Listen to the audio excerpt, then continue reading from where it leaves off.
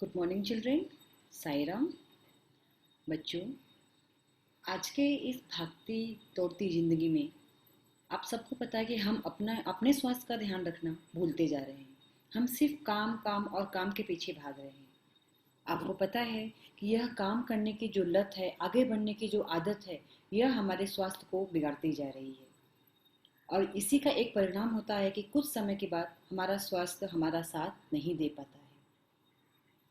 तो बच्चों, आज के इस हिंदी कालांश में मैं आपको 8वीं कक्षा का पाठ क्रमांक 8 पूर्ण विश्राम के बारे में पढ़ाऊंगी। पूर्ण विश्राम कैसा पाठ है, उसमें हमें क्या बताया गया है, वह हम सब इस वीडियो के माध्यम से समझने की कोशिश करेंगे। तो चलिए शुरुआत करते हैं। बच्चों, पूर्ण विश्राम के जो लेखक हैं उनका नाम है सत्यकाम विद्यालंकर जी। सत्यकाम विद्यालंकर जिनका जन्म हुआ था 1936 लाहौर में। और जब इनका जन्म लाहौर में हुआ था, आपको पता है इनके नाम से पता चला कि ये हिंदू हैं। लेकिन यह उस समय की बात है जब हमारा भारत और पाकिस्तान में विभाजन नहीं हुआ था, क्योंकि अविभाजित भारत था। जब पाकिस्तान और भारत एक साथ में थे, यह तब का लेख है। और तब के बारे में आप देख रहे हो कि यह जो इनका जन्म हुआ था 1935 में हुआ था। तो जो सत्यकाम विद्यालंकार जी, उस समय इन्होंने पूर्ण विश्राम के महत्व को पाठ के द्वारा बताया है, जो आज हम पढ़ रहे हैं। और यकीन मानिए कि यह पाठ पढ़ने के बाद शायद हमें भी यह ज्ञान मिल जाए कि हमारे लिए हमारा स्वास्थ्य कितना आवश्यक है और किस तरह से हमें अपने बारे में भी सोचना चाहिए काम के साथ साथ। ठीक है, तो हम सबसे पहले इनका परिचय पढ़ेंगे। इनका जन्म हुआ था 1935 लाहौर, अविभाजित भारत, तभी भारत का विभाजन नहीं हुआ था। परिचय।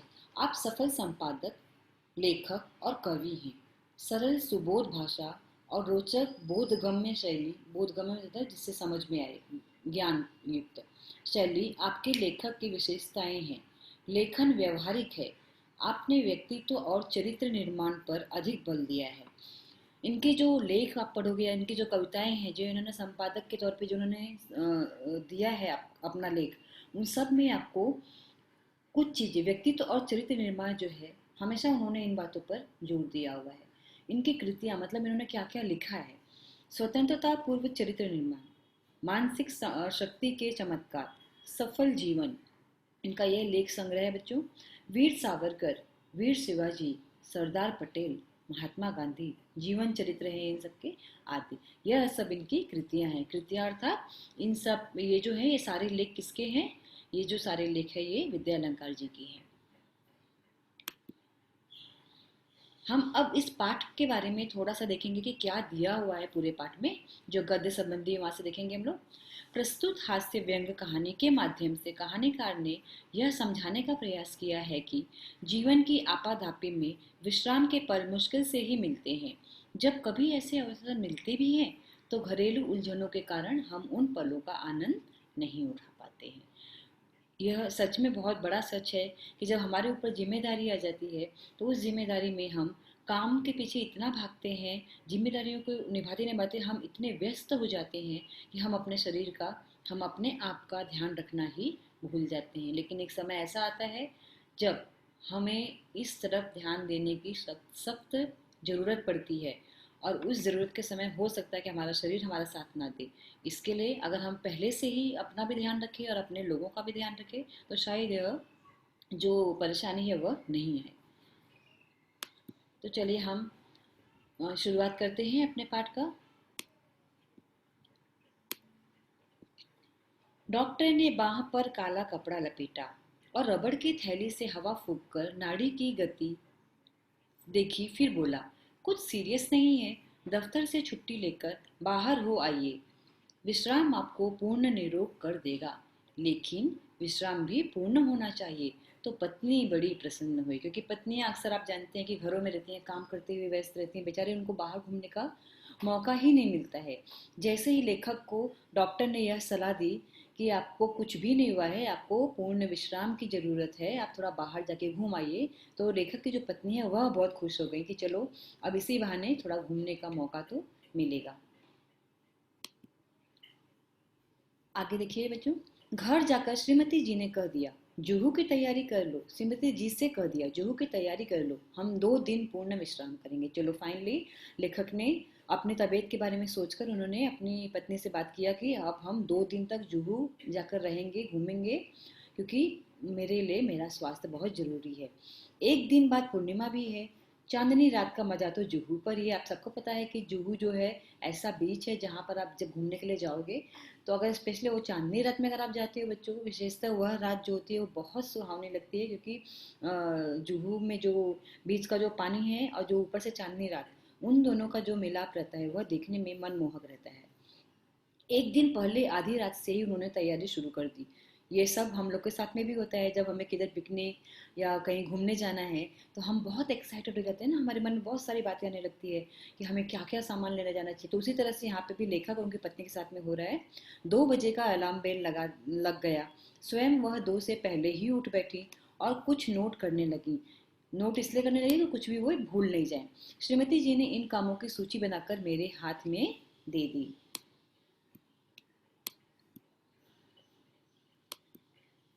गैरेज में पहुंचकर श्रीमती जी ने मोटर में हवा भरने की पिचकारी, tube wall, rubber solution, 1 gallon engine oil आदि आदि चीजें भी लिखी थी।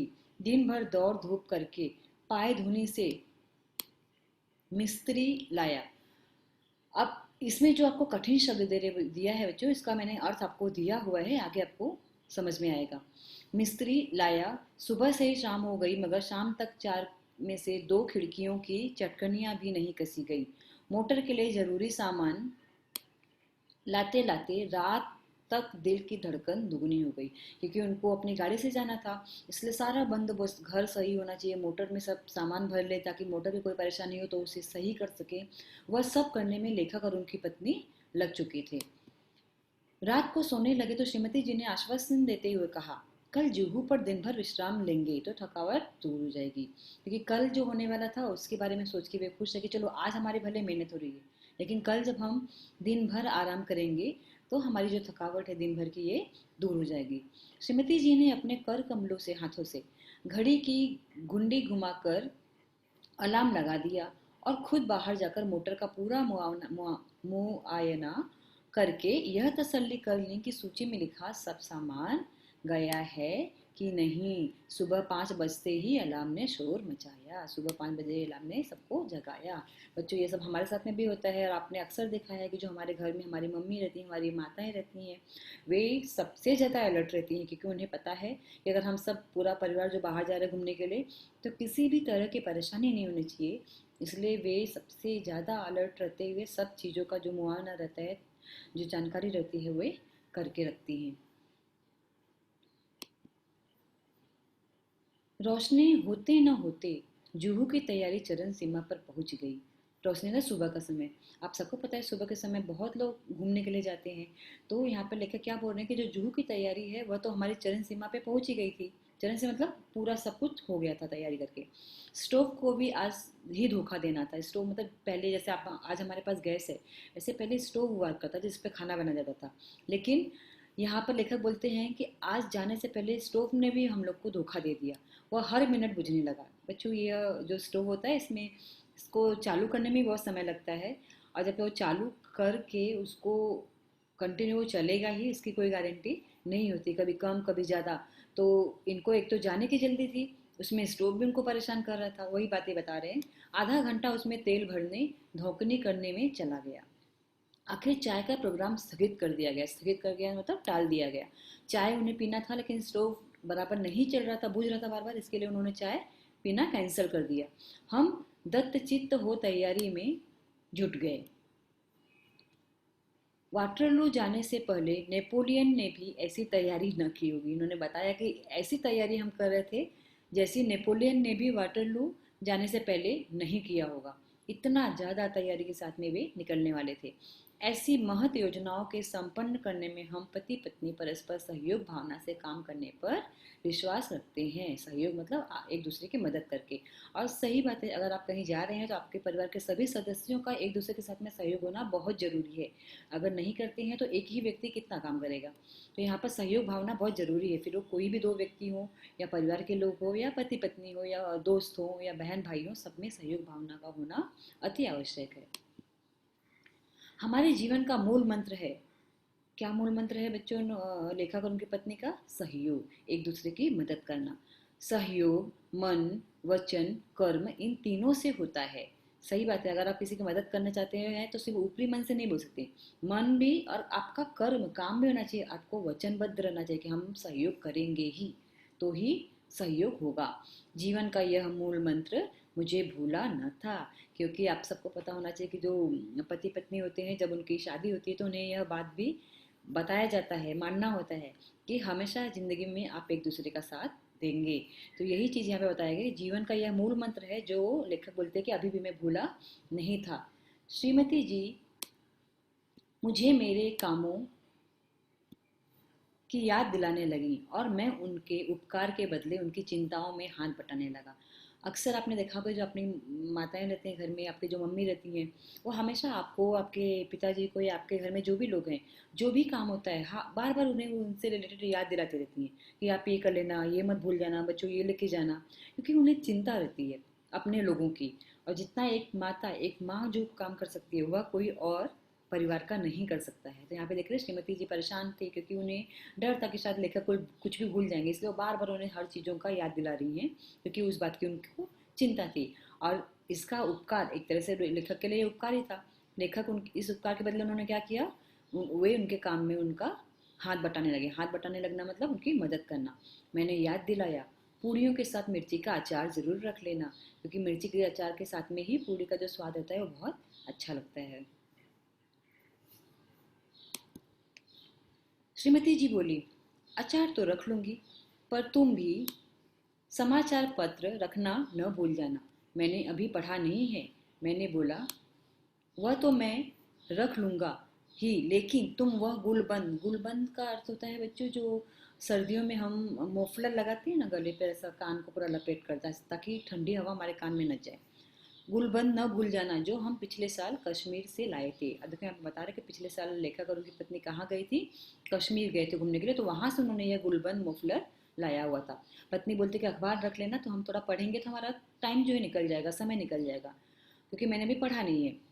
तो लेखक बोलते हैं कि ठीक है, वो तो मैं रख लूंगा, लेकिन आपको क्या करना है, मेरा गुलबंद रख लेना, क्योंकि जुहू पर बड़ी सर्द हवा चलती है। गुलबंद तो रख लूंगी, लेकिन तुम कहीं बेदिंग सूट रखना न भूल जाना, नहीं तो नहाना धरा रह जाएगा। बेदिंग सूट मीन्स हम जब बात करते हैं तो हमें जो सूट पहनना होता है, उसके लिए बोला गया है। ठीक है बच्चों, यहाँ तक आप सबको समझ में आ रहा है। बहुत ही सरल भाषा का उपयोग किया गया है विद्या अलंकार जी द्वारा। तो आपको यह आराम से समझ में आ रहा होगा। तो बच्चों, आज के जो इस वीडियो में हम लोगों ने देखा कि किस तरह से जो लेखक हैं, उनको थोड़ा स्वास्थ्य की परेशानी हो गई है। जब वो जाते हैं डॉक्टर के पास, तो डॉक्टर ने बोला कि आपके स्वास्थ्य को कुछ भी नहीं हुआ, आप टेंशन बिल्कुल मत लीजिए। आपको किस बात की ज़रूरत है? आपको थोड़ा सा बाहर जाके पूर्ण विश्राम करने की ज़रूरत है। मैंने आपको पहले भी बोला था कि शरीर को भी हमारे ध्यान देना बहुत आवश्यक है, क्योंकि आप दिन भर अगर काम में व्यस्त रहेंगे तो आप अपना ध्यान कब रखेंगे? और जब आप अपना ही ध्यान नहीं रख पाएंगे तो किसी भी काम में आपका मन नहीं लगेगा। इसलिए बच्चों, काम के साथ साथ में हमें अपना ध्यान रखना ही आवश्यक है। अगर आप सबको छठी कक्षा का एक पाठ याद होगा, तो उसमें था स्वास्थ्य संपदा। वहाँ पे गांधी जी ने भी हमें यही बात बताई थी कि हमें अपने स्वास्थ्य को एक संपदा की तरह रखना चाहिए, संपत्ति समझ के उसकी सेवा करनी चाहिए, क्योंकि हमारी चिंता कोई और नहीं करेगा जब तक कि आप खुद में अपनी चिंता नहीं करेंगे। तो बच्चों, आज के इस वीडियो में पूर्ण विश्राम का हम इतना ही अंश देखेंगे। जो बचा हुआ भाग है वह अगले वीडियो में देखेंगे। लेकिन अभी तक मैंने जो पढ़ाया है, हर बार की तरह हम देखेंगे कि अभ्यास के दौरान आपको क्या समझा, और इससे कठिन शब्द मुहावरे देखेंगे। देखिए, यहाँ पे एक शब्द आता है धौकनी करना। धौकनी करना मतलब पंप से जो हम लोग हवा भरते हैं ना गाड़ियों में, हवा भरना। झल्लाना, बहुत बिगड़ जाना, झुझलाना। झल्लाना मतलब हम कब झल्लाते हैं बच्चों? जब हमें कोई चीज़ हमारे मन के मुताबिक नहीं होती है तो हम बहुत चिढ़ जाते हैं, तो उसको बोलते हैं झल्लाना। बहुत बिगड़ जाना। मुहावरे इसमें आए हैं पाठ में, आंखों से ओझल होना, गायब हो जाना, हाथ बटाना, सहायता करना। अब इसके वाक्य आपको खुद में बनाने चाहिए, फिर भी मैं आपको बता देती हूँ। जैसे आंखों से ओझल हो जाना, गायब हो जाना, जिसका आप लिख सकते हैं कि माता जी के बार बार मना करने के बाद भी राम उनकी आंखों से उझल हो गया। ठीक है। हाथ बटाना, सहायता करना, आज मैंने मेरी माता जी का हाथ खाना के कार्य में अपनी माता जी का हाथ बटाया। चेहरे का रंग पीला पड़ना, घबरा जाना, परीक्षा में फेल होने के कारण राजू के चेहरे का रंग पीला पड़ गया था।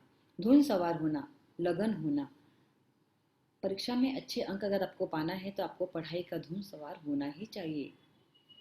ठीक है बच्चों, तो ये आपको जो कठिन शब्द है और जो मुहावरे हैं वो आपको मैंने यहाँ पर दिखाया बताया है। आगे हम देखते हैं कुछ अभ्यास के। आपको भी अभ्यास इसी तरह से करना है। देखिए, आपको यहाँ पे 2 प्रश्न मैंने दिए हैं। सूचना के अनुसार कृत्या करो, संजाल पूर्ण करो। गैरेज में सूची में लिखी हुई चीजें, अगर आपको याद होगा पाठ की शुरुआत में उन्होंने देखा था क्या क्या लिया था श्रीमती जी ने।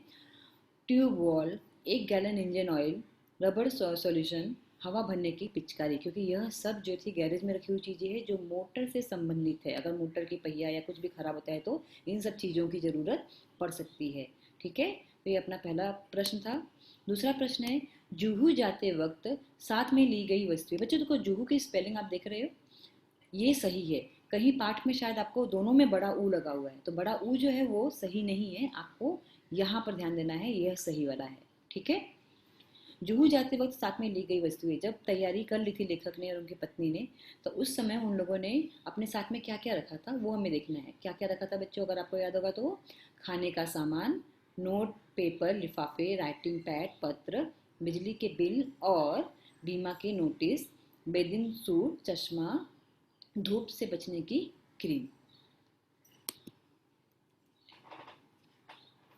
तो बच्चों, आज की इस वीडियो में हम लोगों ने देखा है कि जो डॉक्टर साहब हैं उनका स्वास्थ्य ठीक नहीं था, इसके लिए उन्हें पूर्ण विश्राम की सलाह दी जाती है डॉक्टर के द्वारा। और इस यहाँ पर जो लेखक हैं और उनकी जो पत्नी है, वह दोनों ही जुहू जाने की तैयारी करते हैं, क्योंकि वो 2 दिन तक पूर्ण विश्राम करना चाहते हैं, अपने आप को आराम करना देना चाहते हैं।